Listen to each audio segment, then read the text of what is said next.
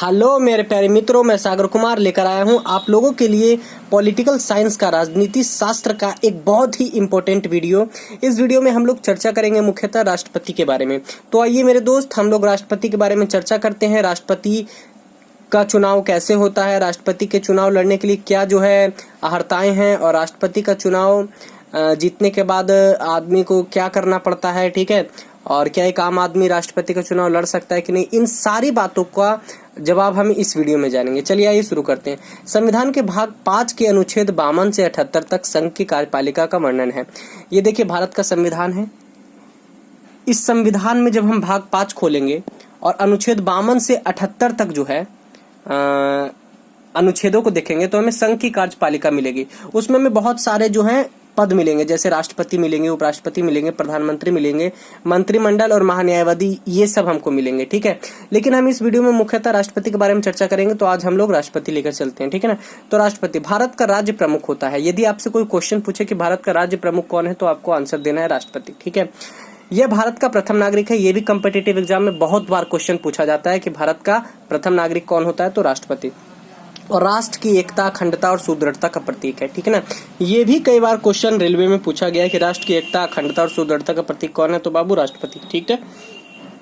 अब उसके बाद हम लोग जानते हैं कि राष्ट्रपति का निर्वाचन कैसे होता है। देखिए, राष्ट्रपति का निर्वाचन जनता द्वारा प्रत्यक्ष रूप से नहीं होता है, ठीक है। जैसे मुख्यमंत्री का चुनाव जो है वो जनता के द्वारा होता है, ठीक है। हम लोग विधायक चुनते हैं और विधायक मिलकर के मुख्यमंत्री को चुनते हैं, ठीक है।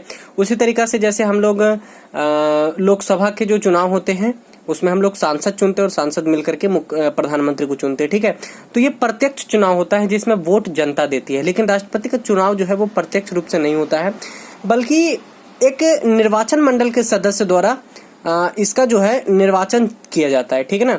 निर्वाचन मंडल जो चुनाव आयोग हम लोग जानते हैं, जो प्रधानमंत्री का और विधानसभा का चुनाव करवाता है, लोकसभा और विधानसभा का, वही जो है राष्ट्रपति का भी निर्वाचन करवाता है। और इसमें जो है इसके निर्वाचन में निम्न लोग शामिल होते हैं, ठीक है ना। इनका चुनाव जनता द्वारा नहीं होता है, तो इनका चुनाव किनके द्वारा होता है, उनके बारे में हम लोग चर्चा करते हैं। देखिए शामिल कौन कौन होते हैं। संसद के दोनों सदन के निर्वाचित सदस्य। संसद के दोनों सदन हम लोग जानते हैं, लोकसभा और राज्यसभा। लोकसभा निम्न सदन कहलाता है और राज्यसभा उच्च सदन कहलाता है, ठीक है। तो संसद के दोनों सदनों के निर्वाचित सदस्य, लोकसभा और राज्यसभा के दोनों सभाओं के जो है ना वो सदस्य जो है इसमें वोट देते हैं, ठीक है। राज्य विधानसभा के निर्वाचित सदस्य, जिन्हें हम लोग विधायक कहते हैं, जो हमारे राज्य विधानसभा के निर्वाचित सदस्य होते हैं, वो भी इसमें वोट देते हैं। केंद्र शासित प्रदेशों, मुख्यतः दिल्ली और पुडुचेरी, इनकी विधानसभाओं के निर्वाचित सदस्य भी जो है वो वोट देते हैं, ठीक है, मत देते हैं अपना राष्ट्रपति के चुनाव में, ठीक है। उसके बाद वे लोग जो शामिल नहीं होते हैं, देखिए विधानसभाएं और भी होती है, जिन्हें हम विधान परिषद कहते हैं, उनमें उनके जो लोग हैं वो राष्ट्रपति के चुनाव के लिए शामिल नहीं होते हैं, ठीक है। दोनों सदनों के मनोनीत सदस्य, दोनों सदन में हम लोग जानते हैं कि लोकसभा में करीब 2 सदस्य जो है राष्ट्रपति मनोनीत करता है और राज्यसभा में 12 सदस्य, लेकिन वो लोग जो है राष्ट्रपति के चुनाव में मत देने के लिए शामिल नहीं होते हैं, ठीक है ना। और राज्य विधानसभा विधान परिषदों के मनोनीत सदस्य, राज्य की विधान परिषद में जो मनोनीत सदस्य होते हैं वो भी शामिल नहीं होते हैं। दिल्ली व पुडुचेरी विधानसभा के मनोनीत सदस्य, ठीक है, दिल्ली और पुडुचेरी विधानसभा में जो राष्ट्रपति मनोनीत करता है सदस्य, मुख्यतः ये समझ लीजिए जिन्हें भी राष्ट्रपति मनोनीत करके सदस्य बनाता है किसी भी सभा का, वो राष्ट्रपति के चुनाव में जो है वो शामिल नहीं होते हैं, ठीक है। क्योंकि राष्ट्रपति का चुनाव जो है वो पूरे भारत के लिए होता है, ठीक है, और उसमें भारत की जनता का प्रत्यक्ष रूप से नहीं लेकिन अप्रत्यक्ष रूप से जो है हाथ जरूर होता है, क्योंकि हम लोग ही मिलकर के विधायक चुनते हैं और संसद चुनते हैं, और वही विधायक और सांसद मिलकर के हमारे राष्ट्रपति को चुनते हैं, ठीक है। उस सभा के सदस्य जो विघटित हो गई हो, तो ऐसी भी सभा बहुत सारी होती है, जैसे किसी राज्य की सभा जो है वो विघटित हो गई है, तो उस सभा के जो सदस्य हैं वो भी राष्ट्रपति के चुनाव में अपना वोट नहीं दे सकते हैं, ठीक है। चलिए आइए इसके बाद हम लोग जान लेते हैं। संविधान में यह प्रावधान है कि राष्ट्रपति के निर्वाचन में विभिन्न राज्यों का प्रतिनिधित्व समान रूप से हो। मैंने पहले भी आपको बताया है कि संविधान में यह प्रावधान दिया गया है कि राष्ट्रपति का निर्वाचन केवल केंद्र सरकार के द्वारा नहीं होता है, ठीक है ना। इसमें केंद्र सरकार की भूमिका होती है लेकिन उतनी नहीं होती है, इसमें राज्यों और केंद्र दोनों को मिलाकर के भूमिका होती है समान रूप से, और साथ ही राज्यों तथा संघ के मध्य समानता हो, ठीक है। इसे प्राप्त करने हेतु राज्य विधानसभा तथा संसद के प्रत्येक सदस्य के मतों की संख्या निम्न प्रकार से निर्धारित की जाती है। अब देखिए, जैसे हम लोग वोट देते हैं, विधानसभा के निर्वाचित सदस्य जो एक वोट देता है उसका वैल्यू, और संसद का निर्वाचित सदस्य जो वोट देता है, संसद समझ रहे हैं ना, लोकसभा या राज्यसभा, इनका जो निर्वाचित सदस्य एक वोट देता है, दोनों में डिफरेंस होता है। ठीक है, तो हम लोग पहले जान लेते हैं कि कैसे, मतलब दोनों के वोट का क्या मूल्य है। सबसे पहले विधानसभा के एक निर्वाचित सदस्य का एक मत, मतलब मोटा मोटी समझ लीजिए, आपके क्षेत्र का जो विधायक है वो वोट देगा तो उसके विधायक का मतलब उस विधायक के वोट का क्या वैल्यू होगा।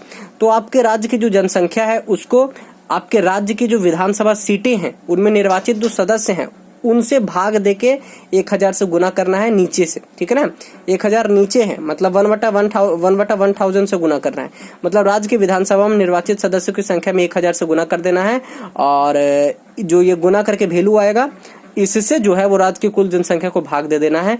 तो हमको जो है विधानसभा के निर्वाचित सदस्य का एक मत, मतलब एक विधायक का जो वोट पावर है वो मिल जाएगा। ठीक है, उसके बाद एक संसद का निर्वाचित सदस्य, सभी राज्यों के विधायक के मतों का कुल मूल्य, मतलब जो विधानसभाएं हैं हमारे पास, उन विधानसभाओं के जो टोटल पूरे भारत में जितने भी विधानसभाओं के जो विधायक के वोट हैं उनको मिलाकर के जो वैल्यू आएगा, ठीक है, उनको दोनों सदन के निर्वाचित सदस्यों की कुल संख्या से जो है वो भाग दे देंगे। तो हमारे पास देखिए, फिर से पढ़ देते हैं, सभी राज्य के विधायकों के मतों का कुल मूल्य, जितने भी मतलब टोटल हमारे भारत में जितने भी राज्य हैं, ठीक है, उनके विधानसभाओं में जितने विधायक हैं उनका जो वैल्यू निकला है ऊपर वाले फॉर्मूले से, इस वैल्यू को यहाँ पर रख के और सदन के निर्वाचित सदस्य, जिस सदन का हम लोग मतलब लोकसभा का बात कर रहे हैं तो उसमें कितने निर्वाचित सदस्य हैं उसको भाग दे देंगे।